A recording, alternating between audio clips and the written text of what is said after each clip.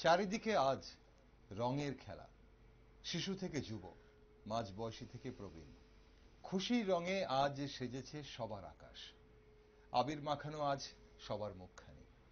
বসন্ত যেন তার সর্বোত্তম রূপ মেলে ধরেছে। আজ দোল পূর্ণিমা। ফাগুন মাসের পূর্ণিমা তিথিতে দোলযাত্রা অনুষ্ঠিত হয়, আমরা সবাই জানি। দোল উৎসবের প্রাণ কেন্দ্রে রয়েছেন রাধাকৃষ্ণ। এদিন তাদেরকে দোলায় বসিয়ে পুজো করা হয়। দেশের বিভিন্ন প্রান্তে উৎসবটি হোলি নামেও পরিচিত। দোল পূর্ণিমা মনে করিয়ে দেয় শান্তিনিকেতনের বসন্ত উৎসবকে। আবার এই পূর্ণিমা তিথিতেই চৈতন্য মহাপ্রভুর জন্ম বলে এই পূর্ণিমাকে গৌর পূর্ণিমাও বলা হয়। আমাদের রাজ্যে দোল পূর্ণিমার দিন এবং তার পরের দিন রং খেলার প্রচলন রয়েছে।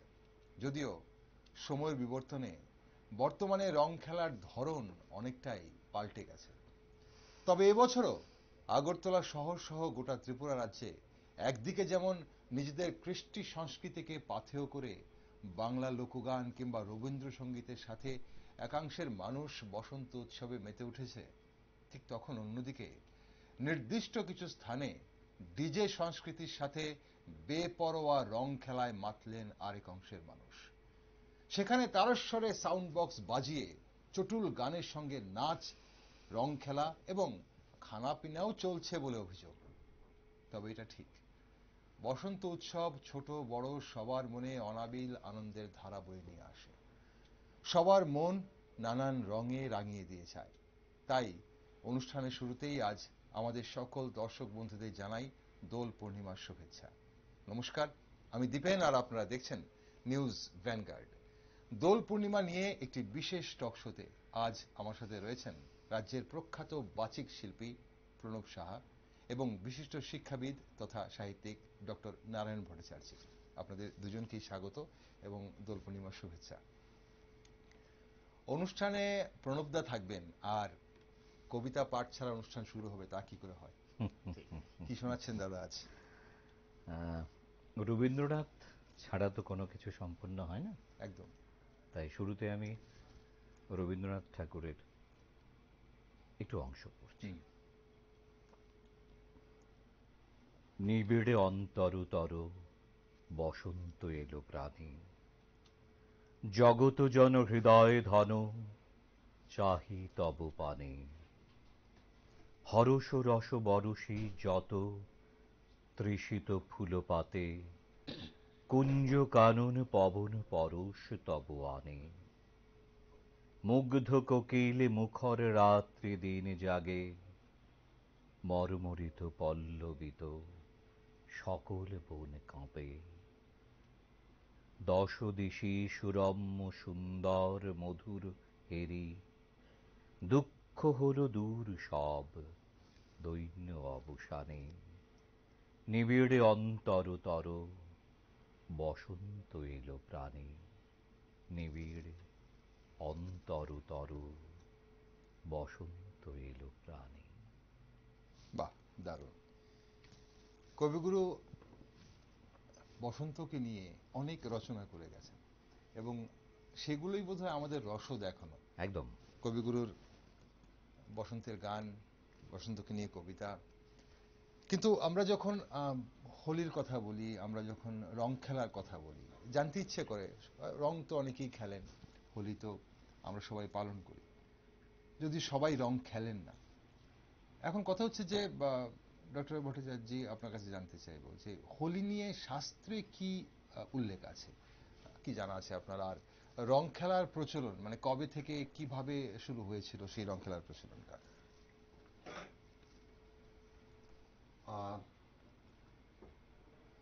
আমাদের বসন্ত ঋতু মানেই আনন্দের ঋতু, আর সেই আনন্দের ঋতুকেই আরো বেশি করে আনন্দময় করে তুলেছে আমাদের এই দোল পূর্ণিমা। রং খেলা, হোলি খেলা, হরি খেলা, ফাগুয়া, ফাগ, মানে যে নামেই আমরা তাকে অভিহিত করি না কেন, তার প্রাচীন ইতিহাস কিন্তু আছে একটা। আমরা প্রাচীন বিভিন্ন গ্রন্থে তার উল্লেখ পাই এবং বেশ কয়েকটি পৌরাণিক কাহিনীও কিন্তু এর সঙ্গে জড়িয়ে আছে। একটি তো আমরা জানি হিরণ্যকশিপুর বোন হোলিকার কথা, আমরা সবাই সেই বিষয়টা আমরা জানি যে হিরণ্যকশিপুর তার ছেলে প্রহ্লাদ বিষ্ণু ভক্ত, উনি বিষ্ণু ছাড়া আর কাউকেই মানেন না এবং মনে করেন পৃথিবীতেই বিষ্ণুই একমাত্র স্তব প্রার্থনা পূজার্চনা করার দেবতা। হিরণ্যকশিপু কিন্তু ছেলের এই বিশ্বাসটুকুকে মেনে নিতে পারছিলেন না।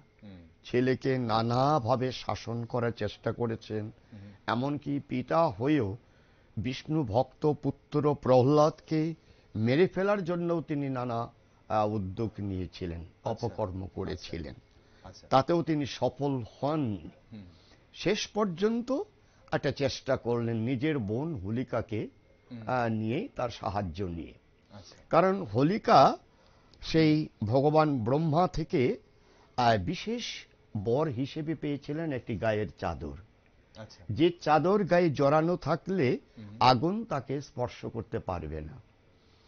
হোলিকার কোলে বসিয়ে প্রহ্লাদকে দিলেন এবং সেখানে আগুন ধরিয়ে দিলেন যে ছেলেটি মারা যাবে, বোন হোলিকা তো অক্ষত থেকেই যাবে স্বাভাবিকভাবে। কিন্তু ঘটনাটা হলো উল্টো। হালকা হাওয়ায় সেই চাদর হোলিকার গা থেকে খুলে গেল, প্রহ্লাদের গায়ে জড়িয়ে গেল, হোলিকার মৃত্যু হলো। আর এই হোলিকার মৃত্যু মানেই এখনো আমাদের দেশের সংস্কৃতির একটা পরম্পরায় আমরা দেখি, দোল পূর্ণিমাই বলি। আপনি খুব সুন্দরভাবেই একটা অবতারণা করেছেন বিষয়টা, যে গৌর পূর্ণিমাই বলি, দোল পূর্ণিমা, দোল উৎসব, হোলিকা, হোলি, ফাগুন, এটা যাই বলি আমরা, তার আগের দিন কিন্তু একটা উৎসব করে থাকি আমরা। আমাদের লৌকিক সংস্কৃতির সঙ্গে একেবারে একাকার হয়ে গেছে বিষয়টি, সেটি হলো বন্যোৎসব।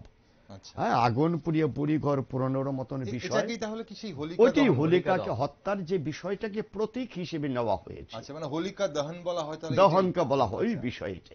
পরের দিন রং খেলা মানে আনন্দ, অর্থাৎ অশুভ শক্তির নিধনের পর মানুষ আনন্দ করে।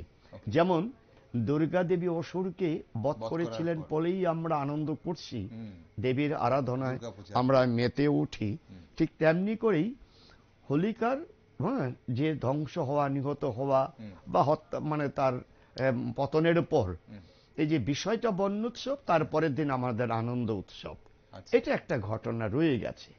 আর দ্বিতীয় ঘটনা আপনি একটু ইঙ্গিতে বলেছেন যে রাধা কৃষ্ণের দোল যাত্রার বিষয়টা, যে ব্রজলীলায় রাধা কৃষ্ণের দোল পূর্ণিমার দিন একে অপরকে রঙে মাতিয়ে দেওয়া, রাঙিয়ে দেওয়া, এবং সেখানে একটা ব্রজবাসীদের মধ্যেই একটা মানে নান্দনিক বিষয় তৈরি হতো, সেই বিষয়টাই কিন্তু পরম্পরা তার সঙ্গে জড়িয়ে গেছে।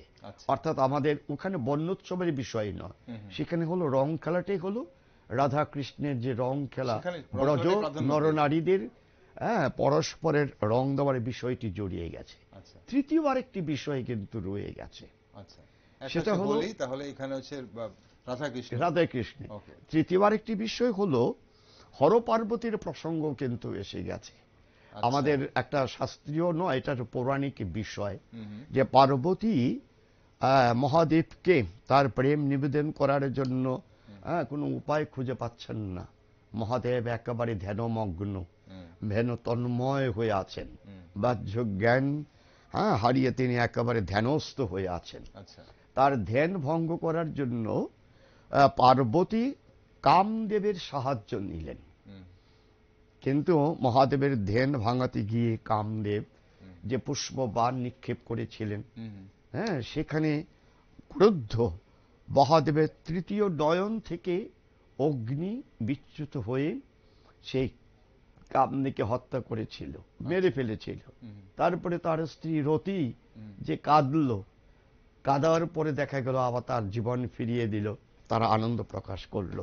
এই সমস্ত পৌরাণিক বিষয়গুলো জড়িয়ে আছে একটি আরেকটি। আনন্দ প্রকাশের সময় তাহলে রং খেলা হয়েছিল। তো সেই বিষয়টাকে যে কোনটা আসলে আমরা প্রাধান্য দিচ্ছি, মোটামুটি ভাবে হোলিকা এবং রাধা কৃষ্ণের বিষয়টাকেই আমরা প্রাধান্য বেশি করে প্রাধান্য দেই এবং মনে করি। একটা জিনিস তো স্পষ্ট হয়ে যাচ্ছে আপনার এই যে পৌরাণিক কাহিনীগুলো আপনি যখন বলছেন কিভাবে পুরাণে বা এই প্রচলনগুলো শাস্ত্রে কিভাবে উল্লেখ রয়েছে, সবকিছুর সঙ্গে হোলির সঙ্গে বা রং খেলার সাথে দোলের সাথে আনন্দের, অবশ্যই আনন্দ শুধু মানুষের মন আর মানুষের হৃদয়ে যে আনন্দে নেচে ওঠে তা নয়, তার একটা প্রেক্ষিত কিন্তু তৈরি হয়ে যায়।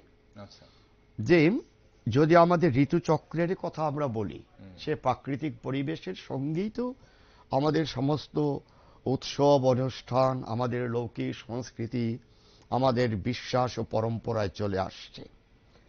শীত আমাদের রিক্ত করে দেয়। শীত যখন বিদায় নেয় তখন কিন্তু শীতকে আমরা উপহার হিসেবে কিছুই দিই না, দিতে চাই না। মনে হয় যেন শীত বিদায় নিলে আমরা একটু বেঁচে যাই। যখন বসন্ত আসে তখন প্রকৃতি যেন নতুন সাজে সেজে ওঠে। কিভাবে সেজে ওঠে? মহাকবি কালিদাস তার ঋতু সংহার কাব্যে তার একটি অপূর্ব বর্ণনা দিয়েছেন, যে বর্ণনা পড়তে পড়তে আমি বিশেষ প্রয়োজনে ওই বইটির সাহায্য নিয়ে থাকি। যে বসন্ত ঋতু, সব ঋতুর কথাই সেখানে বলা আছে। বসন্ত ঋতুর সুন্দর বর্ণনা, কি ফুল ফোটে, কিভাবে বাতাস বয়, কিভাবে কোকিল ডাকে, কিভাবে ভ্রমর ছোটাছুটি করে, তার এক এক করে বর্ণনা দেওয়া আছে। সেখানে উপসংহারে কালিদাস একটু বলছেন, সুন্দর আম্র মঞ্জরি যার উৎকৃষ্ট বান, সুন্দর পলাশ ফুল যার ধনুক, ভ্রমর শ্রেণী যার ধনুকের গুণ, চাঁদ যার নিষ্কলঙ্ক শ্বেত ছত্র, মলয় বাতাস যার মত্ত হাতি, কোকিল যার বৈতালিক, সেই বসন্ত সেনা সমাগত। কালিদাসের এই বর্ণনার মধ্যেই প্রকৃতির একটা সুন্দর ছবি কিন্তু ফুটে উঠেছে, যেই কথাগুলো আমরা পরবর্তীকালে রবীন্দ্রসঙ্গীতে, কবিতায়, নানাভাবে শান্তিনিকেতনে প্রচলিত বসন্ত উৎসবে সেটা কিন্তু রূপায়িত হয়েছে, অনুসরিত হচ্ছে। এবং আজও শান্তিনিকেতনে সেই প্রাকৃতিক পরিবেশে দোল উৎসব, দোল পূর্ণিমা, হোলি খেলা শুধুমাত্র ভারতবর্ষে নয়, একটা বৈশ্বিক প্রশংসা, একটা আকর্ষণ তৈরি করতে পেরেছে। শুধুমাত্র প্রাকৃতিক পরিবেশেই মানুষ খোলা মনে একেবারে নির্মল আনন্দে যখন মেতে ওঠে, তখন মনে হয় এ উৎসবই বোধহয় মানুষের সবকিছু। তার সঙ্গে আনন্দের যোগটা, সেটা আনন্দের যোগ। ওকে, আসছি আপনার কাছে আরেকবার। প্রণবদা, এই যে শান্তিনিকেতনের কথা বলা হয়, দোল উৎসব যখনই বিশ্বের যে কোনো প্রান্তে যখন দোল পালন করা হয় বা দোল নিয়ে যখন চর্চা হয়, তখন শান্তিনিকেতনের কথা উঠে আসে। কিভাবে প্রাসঙ্গিক? শুধু কি রবি ঠাকুর সেখানে দোল খেলেছিলেন তার জন্যই, মানে বা প্রচলন করেছিলেন তার জন্যই, নাকি এটার আলাদা কোনো ধরন আছে বা কিছু?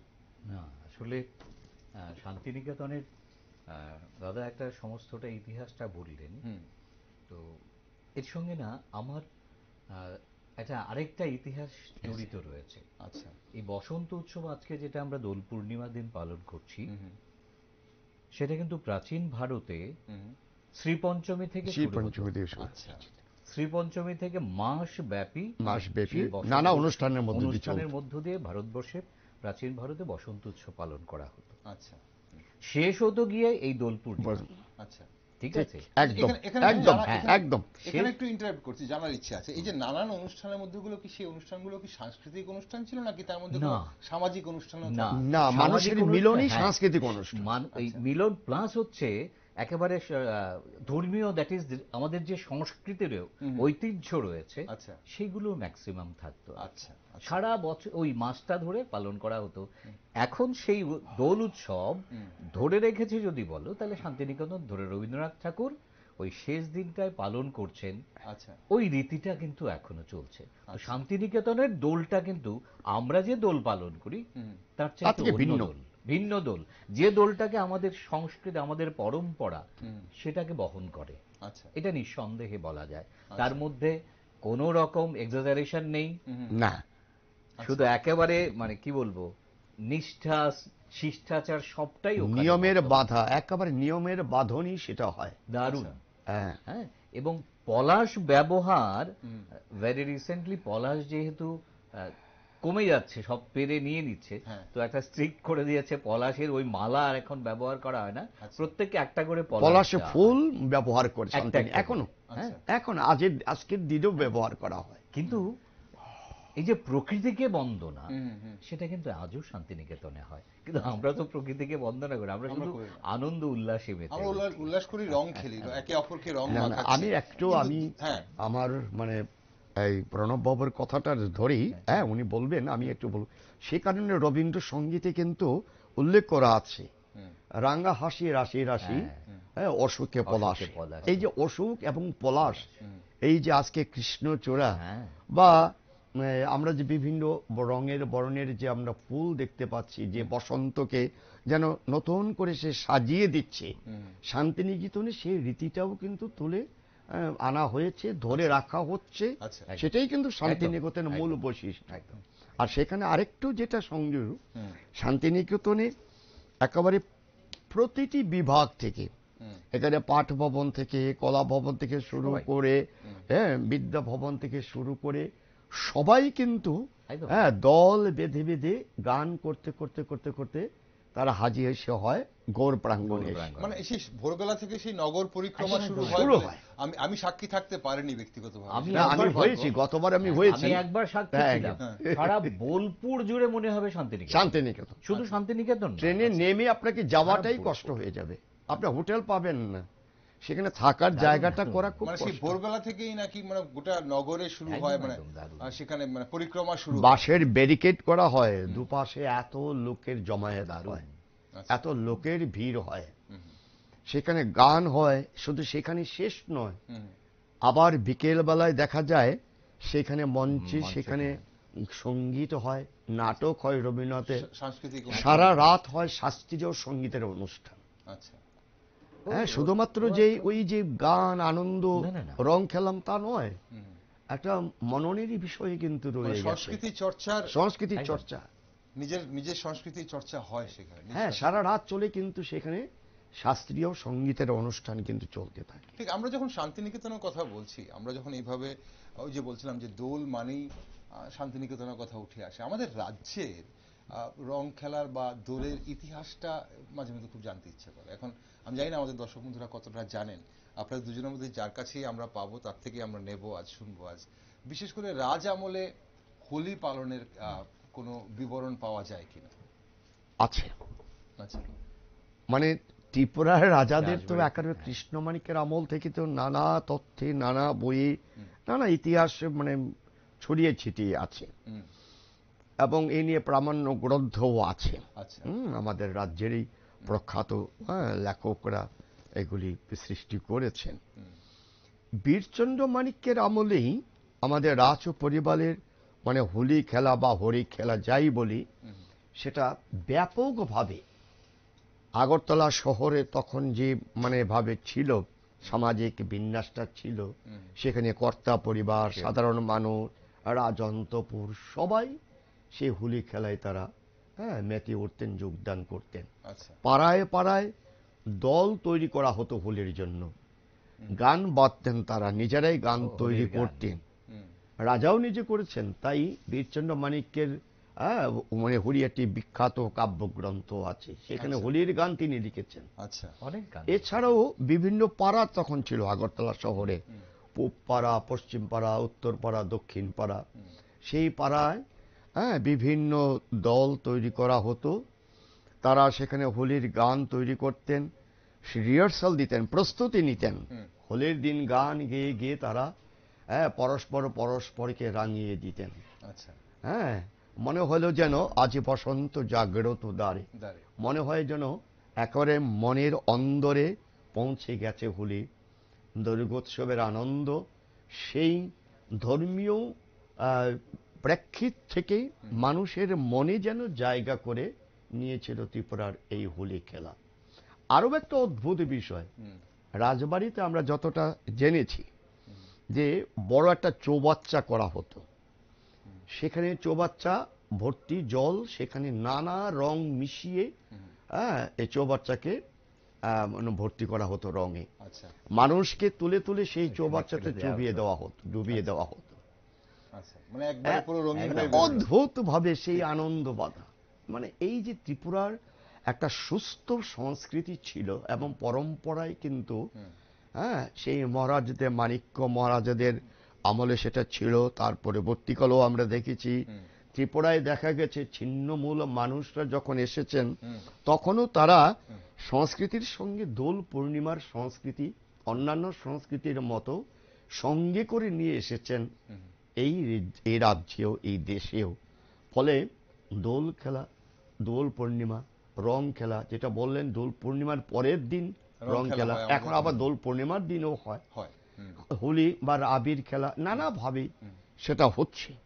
সেইখানে আমরা কিন্তু সেই বিষয়টাকে পরম্পরা হিসেবে আমরা দেখছি। যেখানে বাঙালি আছে সেখানে দোলগোৎসব হবে, সেখানে আবির খেলা হবে, সেখানে রঙের খেলা হবে, দোল হবে সেখানে। এখন কথা হচ্ছে যে রাজ আমলে তো শুনলাম আমরা, কিন্তু আমরা যদি একটু আজ থেকে কয়েক দশক আগেও চোখ রাখি আমাদের রাজ্যে, বা আমাদের ছোটবেলাও যদি আমরা সেগুলো যদি মনে পড়ে, সেটাই বলবো, আমরাও সেটা দেখেছি।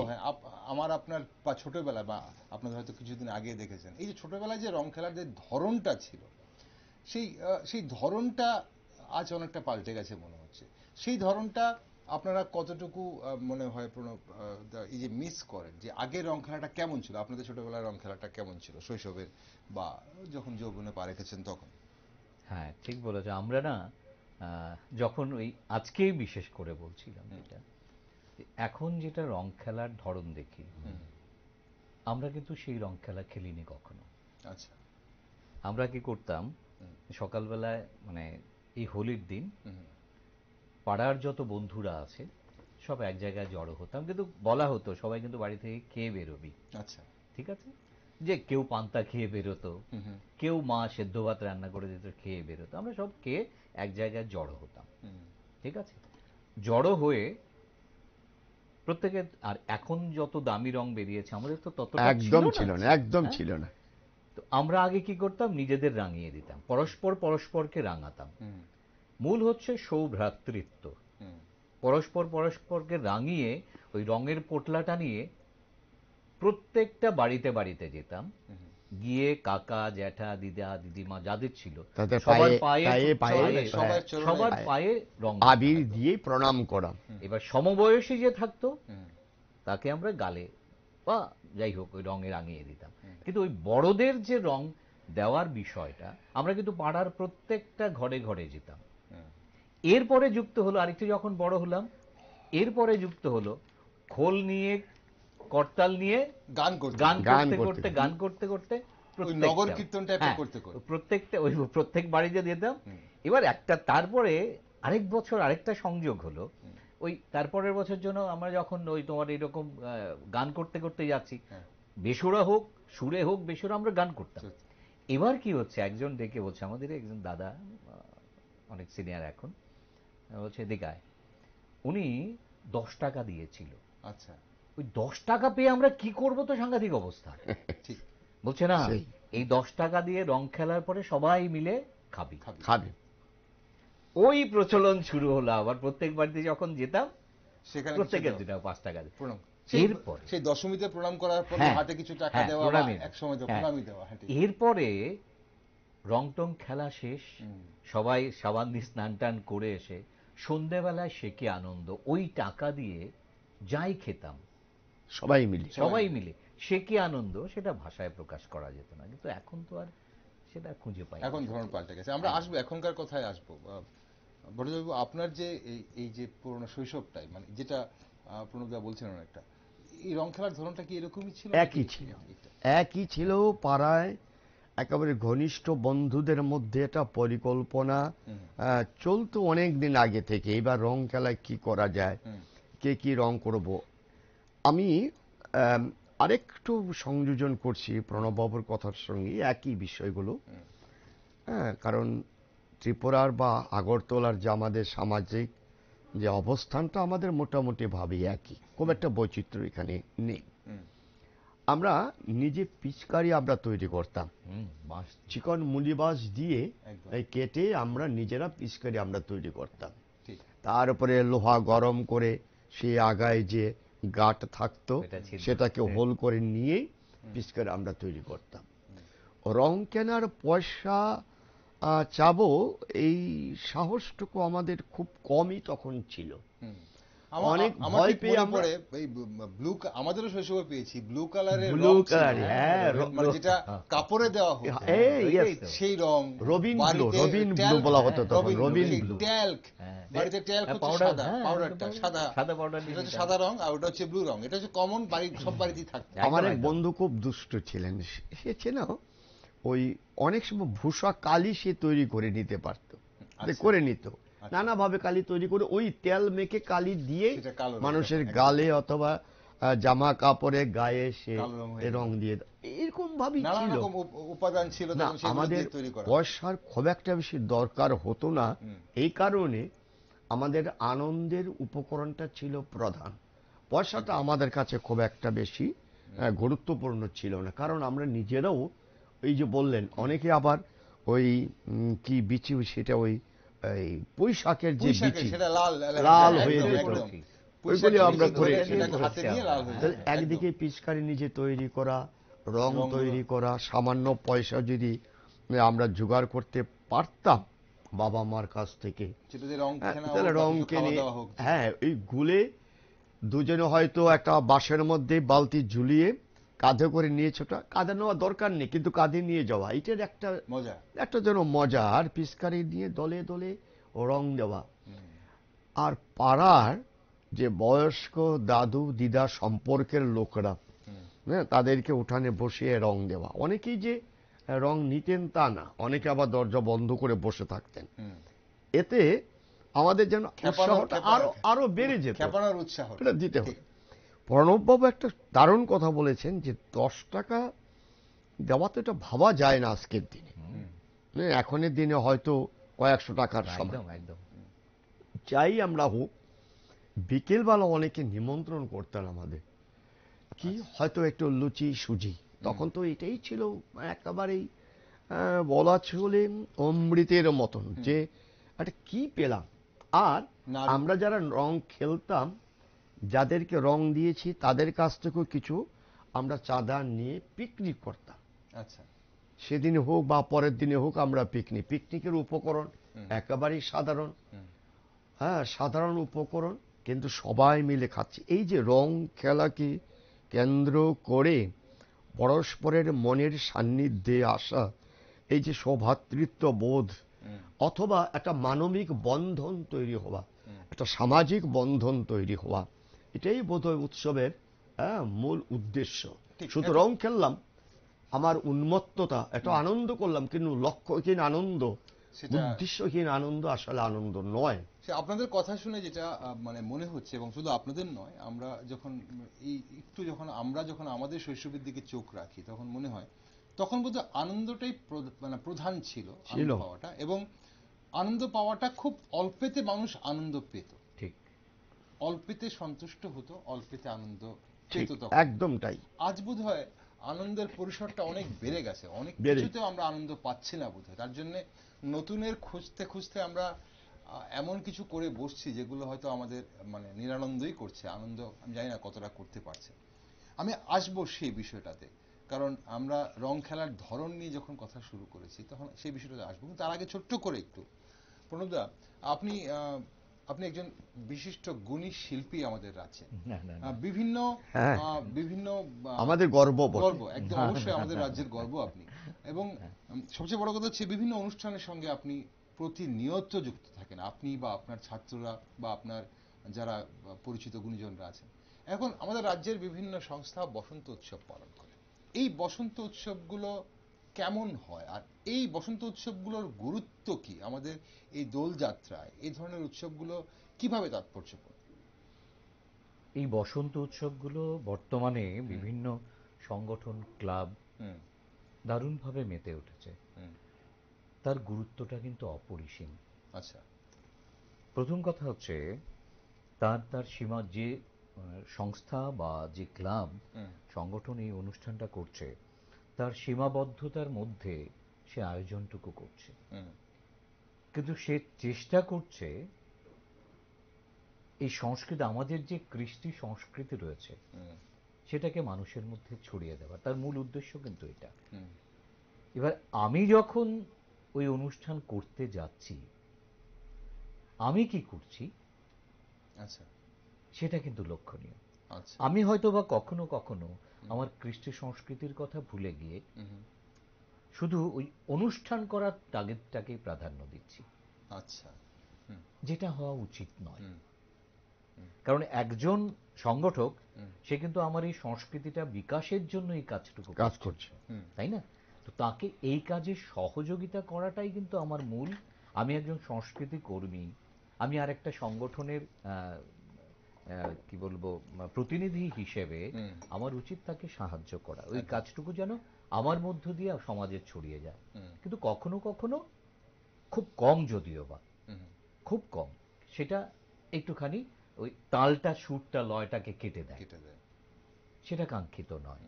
সেটা আমরা বলবো, অনুরোধ করব যে প্রত্যেকটা অনুষ্ঠানের কি উদ্দেশ্য সেটা মানে একটুখানি নিজে উপলব্ধি করে সেই অনুষ্ঠানটা উপস্থাপনা করলে পরে সেই অনুষ্ঠানের সৌষ্ঠব আরো বেশি বেড়ে যায়।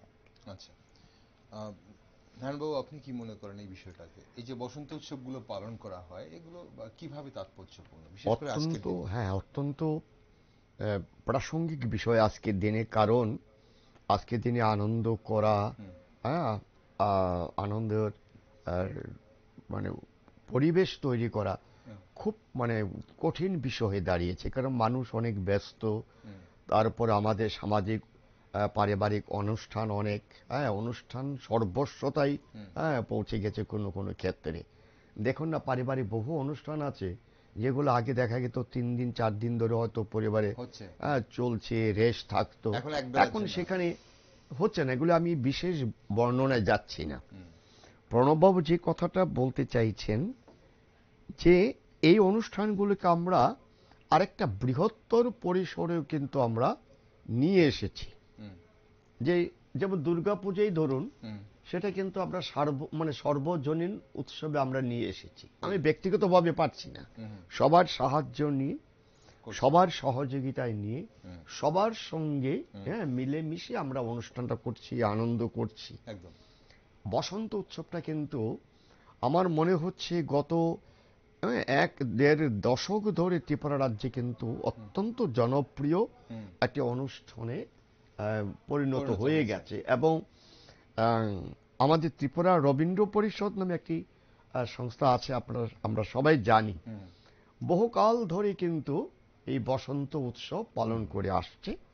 একেবারে সুনির্দিষ্টভাবে সঙ্গীতের মাধ্যমে, কথার মাধ্যমে, আবৃত্তির মাধ্যমে এবং একেবারে পরিশীলিত, পরিমিত, পরিমার্জিতভাবেই এই অনুষ্ঠানটিকে পালন করা হয়। তার আগে এই বসন্ত উৎসব নিয়ে একজন বক্তাকে আমরা আমন্ত্রণ করে থাকি। সেখানে উনি বলেন বিষয়টা, উনি যে কথাটা বললেন যে আমি কি করছি, আমি কেন করছি, আমার লক্ষ্যটা কি, হ্যাঁ, এবং আমার এই অনুষ্ঠান করার প্রয়োজনীয়তা কতটা আছে, এই বিষয়টা আমি যতক্ষণ না বুঝতে পারবো ততক্ষণ পর্যন্ত সেটা আনন্দ হবে না, উৎসব হবে না, সেটা হবে একটা হুজুকিপনা। এই হুজুকিপনা থেকেই যে অনুষ্ঠানকে যদি আমি মুক্ত করতে না পারি, তাহলেই এত কাল ধরে একটা ধর্মীয় আবেশ নিয়ে, তার উপরে পর্যায়ক্রমে সাংস্কৃতিক একটা সংবেদনশীলতা নিয়ে, তার উপরেই বহুর সঙ্গে নিজেকে মিলিয়ে দেবার নামে যে উৎসব আমরা নানা আঙ্গিকে, নানা ভাবে আমরা পালন করে থাকি, সেই উদ্দেশ্যটা বোধহয় ব্যাহত হয়ে যাবে। এবং বসন্ত উৎসব বা দোল পূর্ণিমা বা হোলি খেলার ক্ষেত্রেও কিন্তু কথাগুলো প্রযোজ্য। কারণ আমার দু একটা বিষয় একটু অভিজ্ঞতা হয়েছে। আমি জিজ্ঞেস করেছি, খেলছো রং? অন্যদিনও তো রং খেলতে পারো, বিয়ের বাড়িতেও কিন্তু রং খেলা হয়, বাড়িতে কালী পুজো হলে বিসর্জনের সময় রং খেলা হয়, কিন্তু সেই রং খেলাকে কিন্তু আমরা সবাই মেনে নিতে পারছি না, কারণ সেখানে সবার অংশগ্রহণ নেই। সেই অংশগ্রহণটা কিন্তু সীমাবদ্ধ, একেবারে সীমিত মানুষের মধ্যে। কিন্তু দোল পূর্ণিমার দিনে সেটা অবাধ, সেখানে যেন সীমা নেই, পরিসীমা নেই। এখন কথা হচ্ছে যে আমরা দোল পূর্ণিমা নিয়ে তো এতটা আলোচনা করলাম, আর ইতিকথা আজ শুনলাম আপনার কাছে, অনেকটা আমাদের রাজ্যের ইতিহাস, রাজন্যকালের ইতিহাস, দোল পূর্ণিমার পাশাপাশি শান্তিনিকেতনের কথা। কিন্তু কিছুদিন যাবৎ বা এই যাবৎকালে দেখা যাচ্ছে যে একটি সংস্কৃতি আমদানি হয়েছে আমাদের রাজ্যে, বিশেষ করে যে নির্দিষ্ট কিছু স্থানে কাপড় দিয়ে ঘেরাও করা থাকে, তারস্বরে ডিজে বক্স বাজিয়ে টিকিট বিক্রি করে উৎসব পালন করা হয়। সেটা ক্রিসমাস হোক, সেটা নিউ ইয়ার হোক বা হোলি হোক। এখন চটুল গানের সঙ্গে নাচ, এবার হোলিতে রং খেলা এবং সেই খামখেয়ালিপনা বা একটা খানাপিনাও চলছে বলে এখানে অভিযোগ শোনা যায়। এই ধরনের উচ্ছৃঙ্খল সংস্কৃতিকে আমরা প্রশ্রয় দিচ্ছি কেন? না, ওটা আমার মনে হচ্ছে আমরা প্রশ্রয় দিচ্ছি না, আমরা কেউ মেনে নিতে পারছি না। কারণ হলো, আমরা তো এই আলোচনায় আমরা কিন্তু, আমি এবং প্রণব বাবু আপনি, আমরা একটা বিষয়ে কিন্তু একেবারে একমত, যে আমাদের সামাজিক বন্ধনকে সুদৃঢ় করা, আমাদের যে মানবিক সম্পর্ককে আরো প্রসারিত করে দেওয়া, এবং আমাদের যে সৌভ্রাতৃত্ব বোধ সেটাকে আরো মানে মানে গভীর করে তোলা, এই বিষয়গুলোকে সামনে রেখেই কিন্তু আমরা বসন্ত উৎসব পালন করে আসছি এবং আজও করছি। আমরা এখন কেউ যদি করে, আমরা বলবো যে ভাই তুমি ভুল করছো। না, একাংশের আমরা যদি দেখতে ভুল করছো, এটা আমারও মনে হয় একটা দায়িত্ব আমাদের এসে যাচ্ছে, আরেকটা নতুন করে দায়িত্ব। যুব সমাজ অংশগ্রহণ করছে বেশি, সেটা অবশ্যই লক্ষণীয়, কিন্তু দায়িত্ব কাদের? দায়িত্ব কি গুরুজনদের নয়?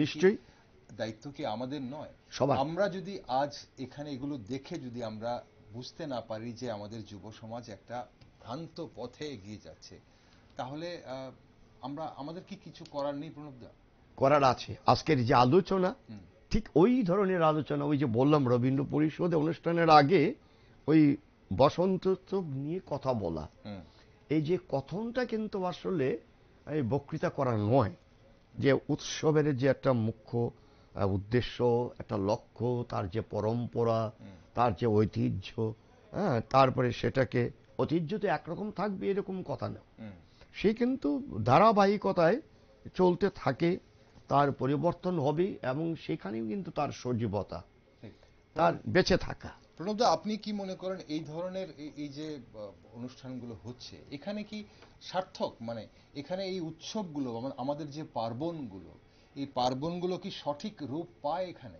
না, একেবারেই নয়। না, আমাদের সংস্কৃতির যে, আমাদের যে ঐতিহ্য রয়েছে, সাংস্কৃতিক ঐতিহ্য বলো, ধর্মীয় ঐতিহ্য বলো, সেগুলো কিন্তু এইরকম অনুষ্ঠানে তার স্বার্থ, আমাদের ঐতিহ্য খর্ব হয়, ক্ষুণ্ণ হয়। ঠিক আছে, আমাদের সবার আগে উচিত, যারা এই অনুষ্ঠানগুলোর দিকে যাচ্ছে বা যারা আয়োজন করছেন, আমি তাদেরকে একদম বিনম্র অনুরোধ করব, ওই যে আমি একটা কথা বললাম, অনুষ্ঠানটা কি, আসুন আমরা সবাই মিলে আগে সেটা উপলব্ধি, সেটা বুঝি আগে। এই যে ডিজে চালিয়ে নাচ মানে কিন্তু আমার দোল উৎসব নয়। না, এখানে কি সত্যি কি যারা আয়োজক, তাদের কি উদ্দেশ্য কি এই উৎসবটাকে পালন করা, নাকি টিকিট বিক্রি করে বেয়াল্লাপনা করার জন্য পারমিশন দিয়ে সেখানে রোজগার করাটা? সেটাও একটা দেখার বিষয়। সেটাও দেখার বিষয়, নিশ্চয়ই সেটা আমাদের, নিশ্চয়ই আমরা যারা সিনিয়ররা রয়েছি, এটা কিন্তু আমাদের দেখা উচিত। কেননা দেখো, এই যুব সমাজ হচ্ছে আগামী প্রজন্ম, আগামী ভবিষ্যৎ, তারা হাল ধরবে পরম্পরাকে, তারাই তো মানে ধারক এবং বাহক হবেন। এবার তারা যে সংস্কৃতি ধারণ করবে, সেই সংস্কৃতি আগামী দিনে আমার রাজ্যে, আমার দেশে, আমার এই সারা বিশ্বে সেটা বয়ে চলবে, আমার পরিচয় হয়ে দাঁড়াবে সেই সংস্কৃতি দিয়ে, তাই না? তো আগে আমাদের ওই তাদের যারা এই আমাদের যে আসল সংস্কৃতি, প্রকৃত রুট যেটা, সেই রুটটা ওদের বোঝাতে হবে। ভাই ফাস্টফুড খেও না, শরীর খারাপ করবে। ডাল ভাতে আমাকে ফিরে আসতে হবে। কিন্তু হয়তো এরা এখন তরুণ প্রজন্ম, তারা কোনো একটা মোহের পিছনে ছুটছে, একদম ছুটে আজকে একটুখানি তাদের ওই তালগোল পাকিয়ে যাচ্ছে। কিন্তু আমাদের উচিত, আমরা যারা জানি যে দোল পূর্ণিমাটা কি, দুর্গোৎসবটা কি, কালী পুজোটা কি, সেটা কিন্তু ওদের মাথায় বোঝানোর দায়িত্ব আমার। তুমি এভাবে পালন, আমরা একবারও বলছি না পালন করবে না, পালন করবে, কিন্তু আমার সংস্কৃতি, আমার ঐতিহ্যকে বজায় রেখে করতে হবে। তার যথার্থ স্বরূপটা যাতে বজায় থাকে, উদ্দেশ্য ওই বিষয়টাই দেখুন। যে একটা কথা প্রণব বাবু খুব সুন্দরভাবে বলেছেন, এবং আমরা সবাই একমত এই ব্যাপারে। নানাভাবেই কথাগুলো উঠে এসেছে যে পরিবর্তন তো হবেই, কিন্তু পরিবর্তন হলেও মূলকে কিন্তু আমরা কখনো পরিবর্তন করি না। গাছের মূলটা কিন্তু ঠিকই থাকে। ডালাটা হয়তো কোনোটা সোজা উঠলো, কোনোটা হয়তো বাঁকা হলো, কোনোটা নিচ থেকে উঠলো, কোনোটা উপরের দিকে গেল, কিন্তু হয়তো একটা ডালা আমরা ছেটে ফেললাম, নতুন করে আবার করে দিয়ে নতুন ডালা হলো। মূল কিন্তু আমাদের এক। ওইখানে একটা কবিতা, আমার মনে হয় নির্মলেন্দু গুণ একটা অসাধারণ কবিতা লিখেছেন, যে সবকিছু পাল্টে গেছে, সবকিছু বদলে গেছে, কিন্তু বসন্ত আর বসন্ত উৎসব আমার এক। কবিতাটা খুব ছোট কবিতাই একটা, কবিতাটা উনি খুব সুন্দরভাবে লিখেছেন এবং আমার খুব ভালো লেগেছে। অনেক কবিতার মধ্যে রবীন্দ্রনাথ তো আমাদের আছে, আমাদের একেবারে হৃদয়ের মধ্যস্থলে আছেন, নজরুল আছেন, অনেক লেখক, কবি, সাহিত্যিক, মনীষী, শিল্পী আছেন। নির্মলেন্দু গুণের এই কবিতাটি আমার মনে হয় একটু ভিন্ন মাত্রিক, যে আধুনিক মানসিকতায় প্রেক্ষিত, তার প্রাকৃতিক অবস্থার পরিবর্তন, শহরে জীবন, তার মধ্যেও আমরা যে বসন্ত উৎসব, বসন্তকে ভুলতে পারছি না, তার আবেগ এই কবিতায়।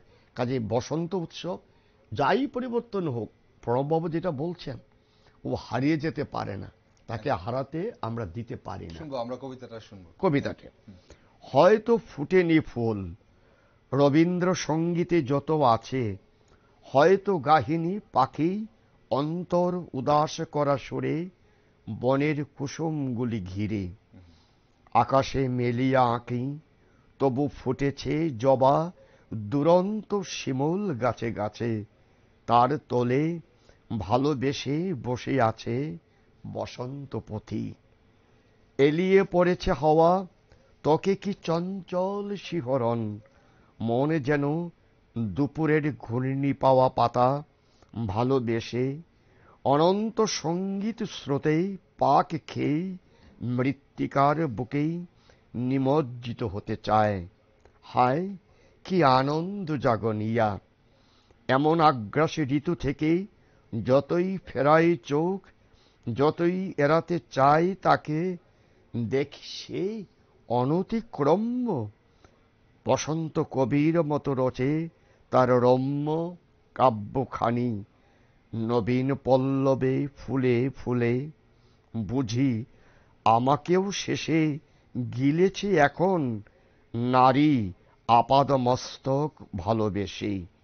আমি তাই লঘু চালে বন্দিলাম স্বরূপ তাহার, সহজ অক্ষর বৃত্তে বাংলার বসন্ত বাহার। সব হারিয়ে গেছে, কিন্তু আমি বসন্তকে আমি ভুলতে পারছি না। হয়তো অশোক ফুল আমি শহরে দেখছি না, শিমুল দেখছি না, পলাশ দেখছি না, কিন্তু বসন্তে কিন্তু সমস্ত সৌরভ নিয়েই সে কিন্তু হাজির হয় আমাদের মনের দুয়ারে। অসংখ্য ধন্যবাদ আপনাদের দুজনকে। আজ আমাদের এই দারুণ আজকের এই যে বিশেষ আলোচনা টক শোতে আপনারা দুজনেই অংশগ্রহণ করলেন। বসন্তকে নিয়ে, রং খেলাকে নিয়ে, দোলযাত্রা নিয়ে, হোলি নিয়ে অনেক কিছু জানলাম আপনাদের কাছে আজ, আর আপনাদের অভিজ্ঞতাও আমাদের সঙ্গে ভাগ করে নেবেন। ধন্যবাদ আপনাকে। ধন্যবাদ। আবারও রাঙিয়ে দিয়ে যাও। দর্শক বন্ধুরা, আনন্দের উৎসব হোলিতে একে অপরকে রং মাখাবো না, তাহলে কি আর রং খেলার মজা থাকলো? কিন্তু বেলাগাম হোলি উৎসব পালন করতে গিয়ে আমরা অনেক সময় বিপদ ডেকে আনি, কখনো নিজের বিপদ তো কখনো অন্যের বিপদ। তাই রং খেলার ধরন হোক কিংবা রাস্তায় যানবাহন চালানোর সময় সবাইকে সতর্ক থাকতে হবে, সজাগ থাকতে হবে প্রশাসনকেও। আর লোকসভা নির্বাচনের আবহে রাজ্যে দোল পূর্ণিমা ও রং খেলার নানান খবরে নজর রাখছি আমরা, তাই আপনারা চোখ রাখুন শুধুমাত্র নিউজ ভ্যানগার্ডে।